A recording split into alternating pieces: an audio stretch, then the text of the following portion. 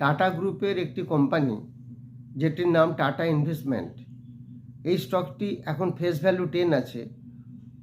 Stock স্প্লিটের খবর এসেছে 1:10, অর্থাৎ 10 টাকা ফেস ভ্যালু হয়ে যাবে 1 টাকা। তার ফলে কী হবে, এই নিউজের জন্য স্টকটি এখন বেশ ভোলেটাইল থাকবে এবং ভালো একটা রান দেবে।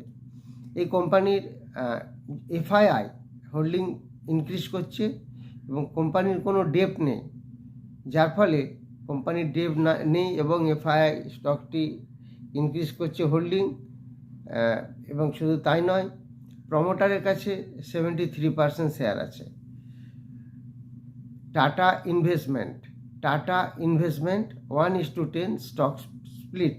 টাটা ইনভেস্টমেন্ট 9 নভেম্বর একটি সেমিনার অনুষ্ঠিত হবে এবং 5 অক্টোবর ক্লাস শুরু হচ্ছে 3টি ব্যাচে।